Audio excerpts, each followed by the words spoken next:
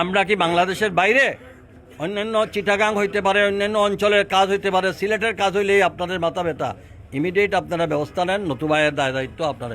আমরা এমন এক কর্মসূচি দেব, তখন একদম ডেডলক করে ফেলবো সিলেট শহর।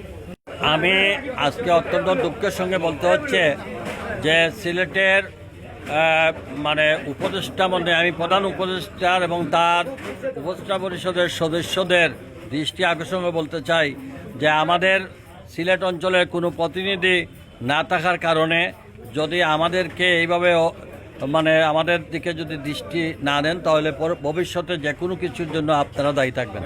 এক নম্বর হলো, আমরা বারবার বলে আসতেছি, ঢাকা সিলেট যে দুটি বিএনপি বেগম দেশনেত্রী বেগম খালেদা জিয়ার আমলে মরহুম সাইফুর রহমান সাহেব এইটা করেছিলেন, সেটাতে আমরা 3 থেকে 4 ঘন্টার মধ্যে আমরা ঢাকা থেকে সিলেট আসতে পারতাম। আজকে এই উন্নয়নের মহাসড়কের নামে লুটেপুটে খাওয়ার কারণে আজকে এখন 12 ঘন্টা 14 ঘন্টা লাগে। একটা রুগী লইয়া যাওয়া যায় না ঢাকা শহরে। আমার সুস্পষ্ট জনগণের পক্ষ থেকে সুস্পষ্ট দাবি হলো, ইমিডিয়েট আপনারা এই রাস্তা নির্মাণ হওয়ার আগ পর্যন্ত সিলেট ঢাকা, ঢাকা সিলেট চিটাগাং আমাদের, বা সিলেট ঢাকা সিলেট চিটাগাং পর্যন্ত আমাদের রেলওয়ে লাইনে আমাদের আরেকটা রেল বাড়াই দেওয়া এবং কম্পার্টমেন্ট বাড়াই দেওয়া, যাতে করে মানুষ এই সুবিধাটুকু পায়।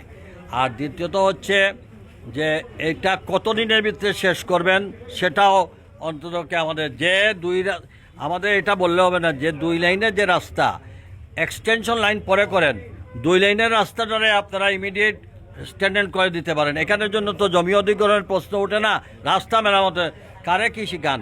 আপনারা যে 2 লাইনের রাস্তা আমাদের পূর্বে ছিল, এই রাস্তাটা আগে মেরামত করেন, আর যেটা আপনারা অধিগ্রহণের ব্যাপার মাটি ভরাট হবে এটা আস্তে আস্তে হোক, তাহলে তো আমরা যাতায়াত করতে পারতাম। আর 3 নম্বর হলো, বিমান যেভাবে যে বিমানের বিভিন্ন এই যে আপনার ইউএস বাংলা, তারপরে নভোএয়ার, এয়ার স্টার বিমান, যেমন হরিলুটের ব্যাপার আরম্ভ হয়েছে। সিলেটে এমন একটা অবস্থায় নিয়ে গেছেন, সিলেটের মানুষে কোনো কথা বলতে পারে না, যে প্লেনের টিকিট লাস্ট মুহূর্তে গিয়ে হঠাৎ করে 10,000, কোনো সময় 12,000, কোনো সময় 14,000। আমাদেরকে কি পাওয়া হয়েছে?